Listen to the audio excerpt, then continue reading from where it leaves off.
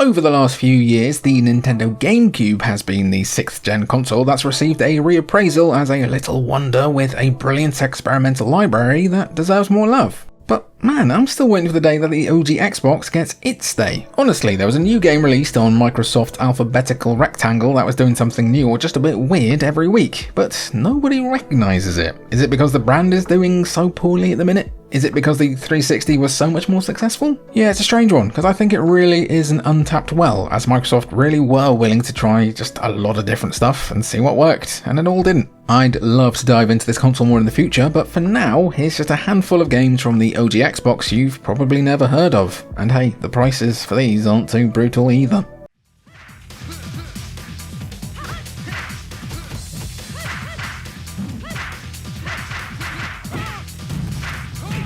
We're going in pretty strong for the first game of today, but there is a temptation to just say back alley brutal and call it a day. What more can I add to that? Developed by Dream Factory, yes, that's the same lot responsible for The Bouncer. This one also feels like a weird tech demo they just kept putting stuff on top of until they had enough to release it as a full thing. You got leather trousers, neon sweat, and characters who look like they were rendered on a very tight deadline. Is God aware of Khan's existence in his kingdom? This is a 3D fighting game designed to show off the Xbox's muscle with fast, weighty hits, moody arenas, and a soundtrack that feels like your head is in a nightclub toilet. But just like The Bouncer, you spend half the time wondering when the actual game is going to start and kick into gear, and the other half wondering when the controls make sense. Tekken 5, it ain't. But you know what, it isn't the worst fighting game on the OG Xbox, and it even has a fun 4-player battle royale mode of sorts, where you and 3 mates fight over a crown, and it sort of works, kinda. No online multiplayer at the time though, which is kind of odd considering the rise of Xbox Live. The real reason this became a trivia question and YouTube fodder rather than a franchise is the controversy surrounding a religious recitation. Microsoft pulled it from shelves pretty much immediately, and that was essentially that for Kakuto Chojin. Despite that, it is pretty cheap to pick up nowadays. Kakuto Chojin is a flashy, strange, extremely Xbox moment in gaming history, now preserved mostly in giggles at a name that sounds like you're pounding as a Rick.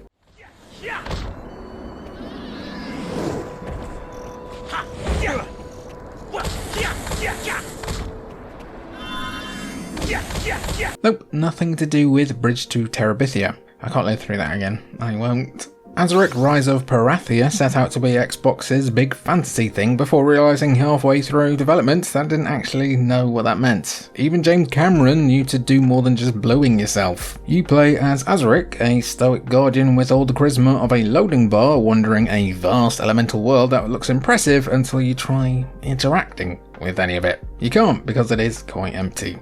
There are elemental disk fragments, real-time elemental powers that become more complex as you go, and a brooding techno-mythology. But it all comes together like someone put 3 different design documents into a round of Cards Against Humanity. Movement is weird, combat feels like swatting ghosts with a broom made of soap, and the level design has a habit of sending you on scenic tours of very empty spaces. But it didn't endear itself to critics one bit. I remember excitedly taking this one home from my local game shop after having my mind blown by Halo, and then, yeah, I think I got kind of sick of the hitboxes pretty early on. As you can probably tell, Azuric didn't become a franchise mascot or even a punchline really, it just drifted out of everyone's memory as that strange blue game everyone owned pretty briefly. A noble failure, but a fascinating one.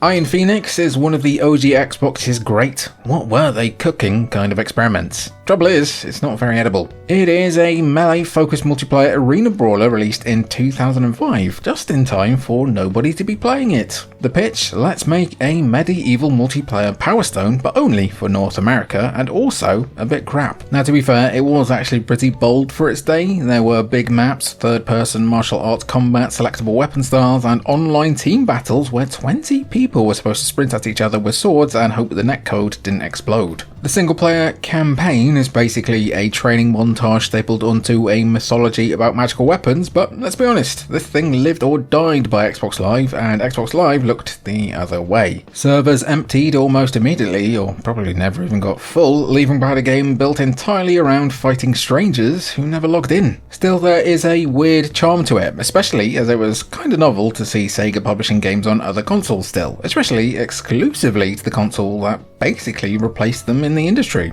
And hey, power to you if you remember this one fondly from your teen years. Advent about it down below in the comment section.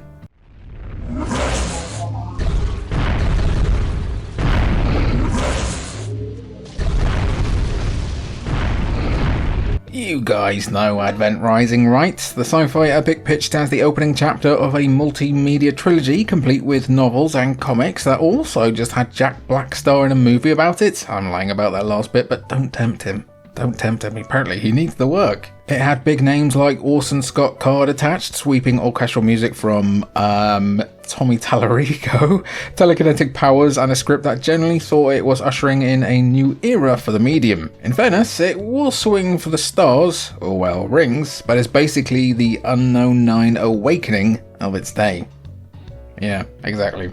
It's a cocktail of interesting ideas held together by performance hitches and general jank. It feels a bit, right, like Proto Force Unleashed meets Halo meets Max Payne, but with a frame rate that's choppier than Henry VIII on a motorbike. It's not great, but it does have a few fans who have a lot of time for dual-wielding bullet time nonsense in space. But its legacy gets more interesting once you follow the career of Donald Mustard, who co-wrote the very self-serious Advent Rising and would later become the creative director behind Fortnite's sprawling meta-narrative. So, in a roundabout way, this earnest, glitchy space opera helped shape the industry's biggest member berry generator and can basically be blamed for Unreal Tournament dying. You know what, f*** you actually, Advent Rising.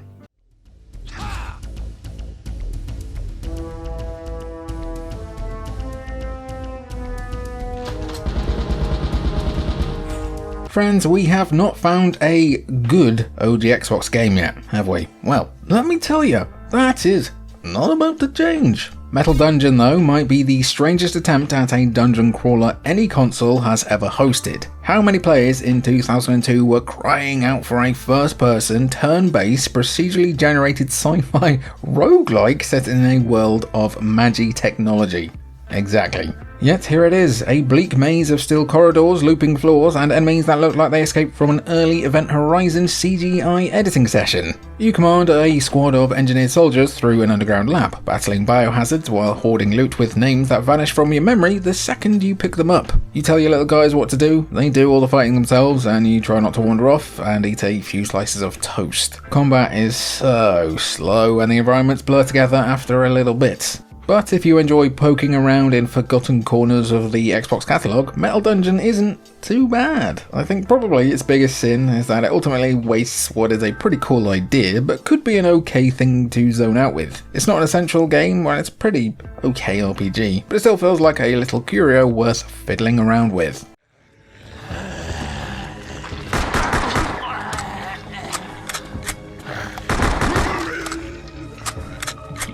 Here's a fun fact for you. This is the only proper video game ever adapted from George Romero's groundbreaking zombie movie series.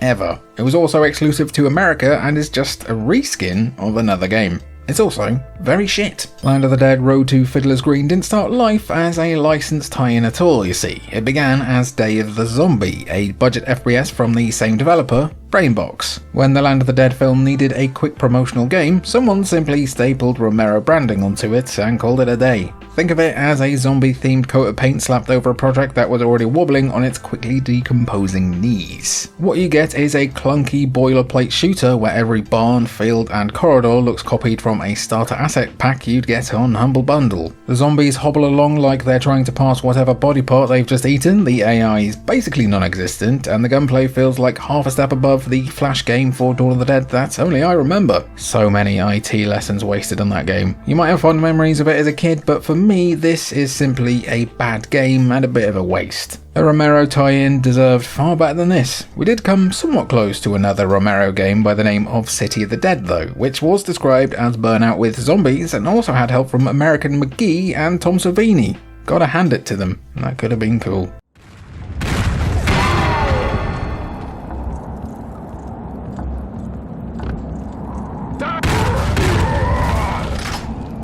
We finally did it! An okay video game! Not as good as the game that came out the same day, but still somewhat rooting and tooting. Dead Man's Hand is an Old West FPS that feels like something right in the middle between Dark Watch and Red Dead Revolver without ever being quite as good as either. It's also not quite as good as Human Head's next game, Prey, which itself wasn't quite as good as the hype. Prey 2 definitely would have been, though. The plot follows an outlaw betrayed by his own gang and left for dead after a robbery goes sideways, so he has to demand apologies and flowers from them one by one. Sorry, I meant shoot them with a gun one by one. Dead Man's Hand's hook is its playing card system. Stylish kills earns cards that grant temporary perks as numbers fly out of dudes. Does it truly elevate the combat? Not really, but is a nice idea in a game that's full of them. It's obviously nowhere near the best FPS game on the OG Xbox, but it is pretty fun in short bursts. Dead Man's Hand never got a sequel, but it did eventually come to PC, so it's very easy to do some light googling if you want to play this one. It is a bit by the numbers in some places, but sometimes that's all you really need to have a nice time. If you're looking for an arcadey, cowboy-y, wild westy shooter, this could be the one for you. Let me see your ID. They closed the glass door. This might take a little longer. You shouldn't judge a BagelBytes cover or a game by its box art, because look how cool this is.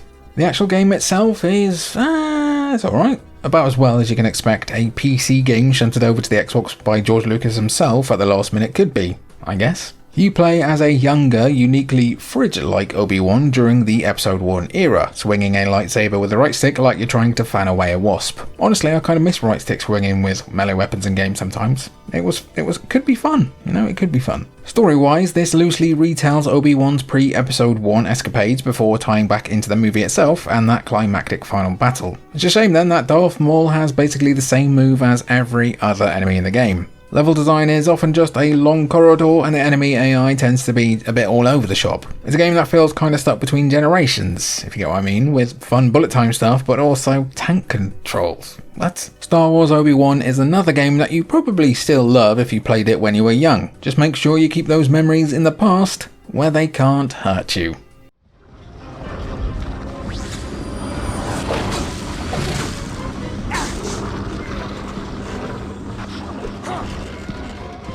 Sudeki had a bit of a nomadic childhood. It actually began life as a Dreamcast project before the poor console flatlined and Microsoft scooped it up as a would-be Xbox showpiece, like a lot of games actually. You can still feel that late 90s DNA in the character designs where outfits didn't need to make sense, they just either needed to look cool or lead to some kind of awakening. It follows a 4-hero party pulled together to stop twin worlds from collapsing into each other thanks to a conveniently ancient evil. The story mixes prophecy, light and dark duality, and the usual chosen warrior business, but it stays breezy enough that you don't need a flowchart to keep track of it all. Gameplay hops between action combat and light RPG trimmings, though the balance is never quite as slick as the marketing suggested. The game does flip between first and third person at will and doesn't have a lot of loading screens compared to the usual. It's the kind of technical prowess you'd expect from the guys behind Lizzie McGuire 3, Homecoming Havoc and Silent Hill Origins? Ultimately, it's not a bad game, it can be quite good in spots, but Sudeki is a Western studio trying to craft something with JRPG flair before anyone knew what the secret sauce was. You can get it on a ton of modern storefronts if you're interested.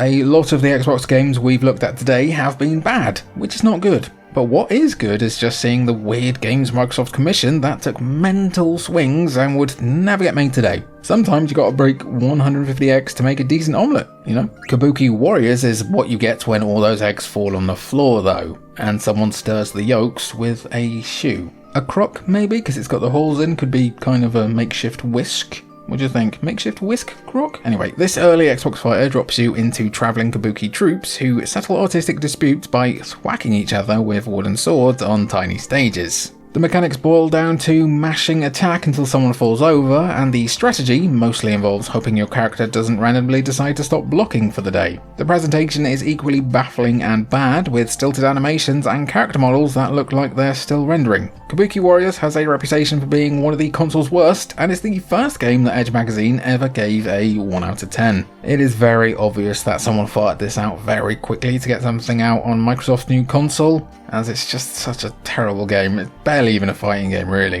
What's craziest of all, this is developed by Lightweight, the minds behind the pretty brilliant Bushido Blade games. Clearly they couldn't handle their drink. I'll see you in the outro. Outro gang, there you go, there's another look at the OG Xbox after our top 50 a couple of months ago, last month? I'm not too sure. I really would love to do a few more Xbox bits here and there, but the numbers don't always match up, so if you want some more, be sure to like and comment and share it with your nan, and your dad, and maybe your dog. I've been Jimmy for Cultured Vultures, it's been good to see ya, and I'll catch ya when I catch ya.